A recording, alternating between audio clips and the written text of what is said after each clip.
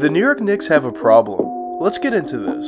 Dosage. Oh yeah, I work with the medics. I'm about to get you injected. I got a couple connections so I can get you prosthetic. Okay. Quickly before we get the video started, if you guys enjoyed this video and want to see more NBA content just like this one, hit that subscribe button and that post notification bell. Anyways, back to the video. After a fantastic season for the Knicks last year, the expectations for the Knicks this year were certainly very high. After becoming the 4th seed in the Eastern Conference last year, and although they didn't do anything once they got to the playoffs, the expectations for this year is at the very least to make the same 4th seed as they did last year, but actually when they made it to the playoffs to at the very least win one playoff series, maybe even more after that. The reason why the expectations for the Knicks this year is a lot higher than it was last year is first of all based on how they played last year, and when you actually look at the Knicks roster, it's constructed of a lot of young talent. You talk about RJ Barrett, drafted by the Knicks pretty recently, pretty young guy. Julius Randle, not drafted by the Knicks, but a pretty young guy. Emmanuel Quickley, he's young. Obi Toppin. There's just so many different guys on the Knicks that are young, and typically when you have young up-and-coming players, obviously, the more seasons they play, the better they're going to get, theoretically. Of course, that's the main reason why a lot of people had higher expectations for the Knicks this year compared to last year, but also when you look at the free agent signings for the Knicks, they signed Kemba Walker, who in my opinion is an absolute all-star in this league and a fantastic scorer if he's healthy, but also they added a guy in Evan Fournier, who I thought was a very underrated signing. I made a video on it at the time. I think he's a fantastic scorer all around, great catch and shoot guy, can score for himself, create for himself, can create for others as well, which is a big part of his game. And one of the bigger reasons that these two signings that the Knicks had in Evan Fournier and Kemba Walker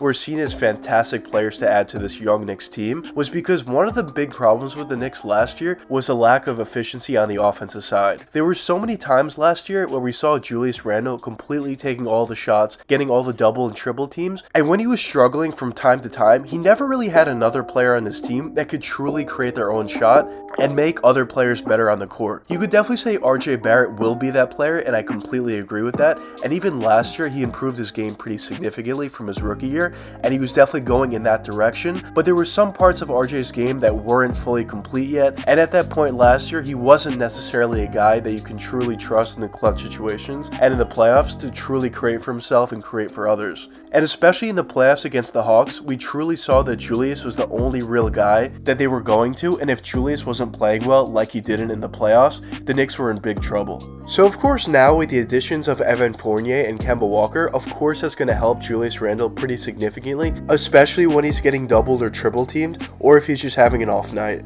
Now of course the one big trade-off of adding two guys like Kemba and Evan, who are fantastic on the offensive end, was both of those guys were pretty bad on the defensive end, and you also lost some other players you had on the team last year, specifically a guy like Reggie Bullock, who's a fantastic defender, to add these two new guys to your team. So a lot of people expected the Knicks this year to be a worse defensive team than they were last year, but the real question was how much worse would they get? Very early on in the season for the Knicks, it seemed like the addition of Kemba and Evan weren't going to be such a big issue for them on the defensive side, because specifically a guy like Fournier actually showed some good skills on the defensive side. He wasn't a fantastic on-ball defender, and he wasn't going to completely lock down whatever player he's defending, but he showed some great skills in terms of getting in the passing lanes, poking the ball loose from time to time, and overall just being a good defender. Not great, but just a good defender. And Kemba wasn't looking like a great defender, but it seemed like very early on that the Knicks were really making up for the shortcomings of some of the other guys they brought in. And also another thing that was really helping him out is the rise of RJ on the defensive side. RJ throughout his whole career was always known as a decent defender, but it appears that this year, even currently to this point,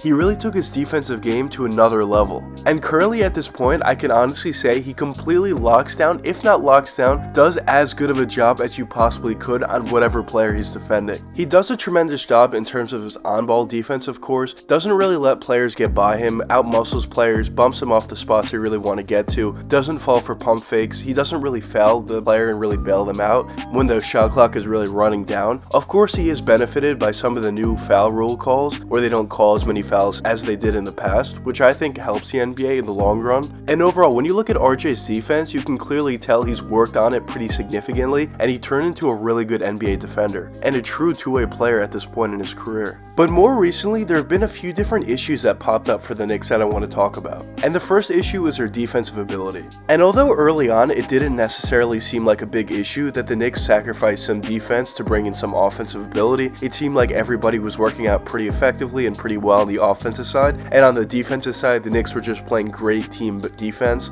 But over the past 5 or 6 games, I would say, the Knicks are starting to show some signs of weakness in terms of their defensive ability. So far throughout the entire season for the Knicks, even when they are winning, the story has been the Knicks' offense is obviously much improved this year from where it was last year, and their defense is pretty good in the first half and early on. So the Knicks would come out to a pretty big lead, maybe 20, 25 points, maybe even more. But once they get to that lead, either at the half, in the third quarter, whatever, they have the tendency to really let up, specifically on the defensive side, and they really let the opposing team back in the game. And once you do that, and once the opposing team gets their confidence back, it's very difficult to stop that team. And basically this is a pretty huge issue. If you're a team that can get out to big leads because you're talented enough, but you can't necessarily close out games, because if you get out to a big enough lead, you'll just let off the gas a little bit and maybe not try hard enough on the defensive side and really let the opposing team get back in the game and maybe even win the game, you're not going to do anything when it comes down to the playoffs. And if the Knicks don't fix this issue during the regular season or somewhat soon, I think they will make the playoffs. I think they have a talented enough roster to do so, but I don't necessarily think they're going to make it out of the first round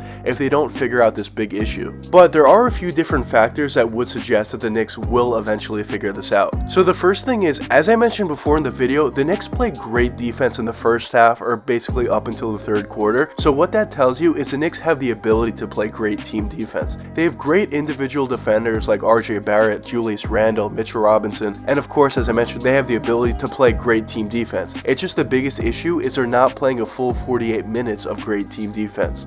So the fact that they do have the ability to play great team defense would suggest eventually, if they truly figure everything out, they'll be able to play a full 48 minutes of great team defense. And of course, having a great defensive-minded head coach in Tom Thibodeau would certainly give you the best chance to actually figure this out. And I think what it would really take for the Knicks to truly figure everything out is to really go on a losing streak and really see how this issue is truly affecting you, and just put a lot more emphasis on your defensive abilities in terms of playing a full 48 minutes of great defense. And I think if the Knicks go on a little bit of a losing streak, which they're currently on, a 2-game losing streak, maybe if it extends a little bit more, they would truly figure everything out and snap into the fact that they have to play great defense for the entire game. And then eventually, if they figure that out, I think the Knicks are going to be one of the more lethal teams we have.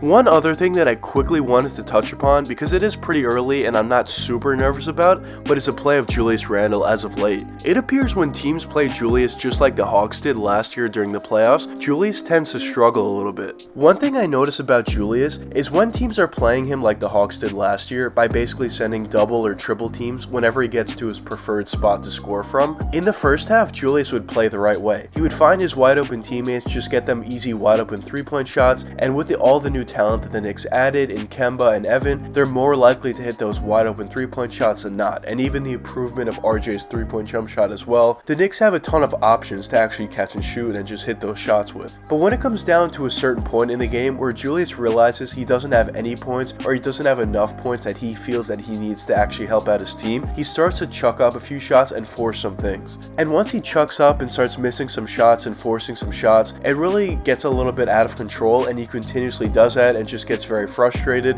and doesn't do what was actually working for him in the first half, or up until the point where he started chucking up. What Julius truly needs to do is continue to find his teammates, let the offense run through you still, but it doesn't necessarily mean if you don't have enough points that you think you need to help out your team, you need to chuck up shots at a certain point in the game. You should still find your open teammates until you get those open opportunities, because those will come eventually. If you're continuously finding your teammates for wide open threes, eventually the defense is going to respect that and guard them a little bit better, and then now Julius would have a single team on him, and then he could easily score whatever defender's guarding him, or even if he has a double team, he has proven the ability to score on that, and eventually late enough in the game, Julius will have the ability to score for himself. And another thing that Julius could do to really combat this is actually allow some of the other players on his team to run the offense through them, maybe like a guy like Kemba, RJ, or Evan, which he has shown the ability to do so from time to time, but there is a time where, as I mentioned, he just wants the ball and chucks up shots a little too much for my liking, and he just needs to cut down on that a little bit. And basically those are the main two issues I have been seeing with the Knicks this year, but it is very early on in the season, and I think, in my personal opinion, in terms of their defensive issues, they will figure that out. I think when you look at the players on their team and the defensive talent they have and the ability they've proven on the defensive side, I think they will figure this out, as well as they have head coach Tom Thibodeau, of course. And in terms of the issues with Julius Randle specifically, I also think Julius is probably going to figure those issues out as well. The experience that he had in the playoffs last year, I think would help him out pretty significantly, and all the new talent he has on the team I think will help him out as well. And eventually I think we will be seeing the same Julius this year as we did last year throughout the regular season. But anyways, let me know what you guys think in the comments. Do you agree with the issues that I listed out for the Knicks in terms of Julius's play as of late and their defensive issues? And if you do agree with those issues, do you agree with me that I think the Knicks would eventually figure those things out, or do you not think so? But anyways, I hope you guys enjoyed the video, and if you did enjoy, please leave a like and subscribe and hit that post notification bell. It really helps me out a lot. Until the next time, peace out, guys. Dosage. Oh yeah, I work with the medics. I'm about to get you injected. I got a couple connections so I can get you prosthetics. Hope you can't go where I'm headed.